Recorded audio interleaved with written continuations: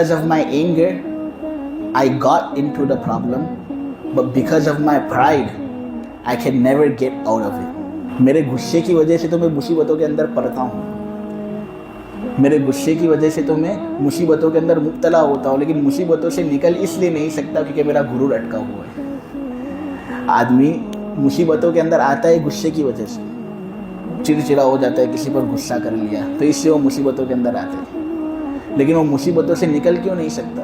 क्योंकि तकब्बुर इतना भरा हुआ है, मैं माफ़ी क्यों मांगूँ? हालांकि अल्लाह की कसम माफ़ी मांगने से किसी की इज्जत कम नहीं होती, कम होती ही नहीं है। ये गलत चीज़ लोगों के माँ भी मशहूर हो चुकी है कि माफ़ी मांगने से इज्जत कम होती है। अरे नहीं होती।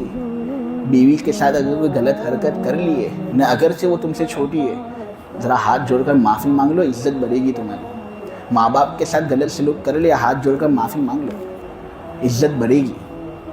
100 मरतबा मांगनी पड़े 100 मरतबा मांगो।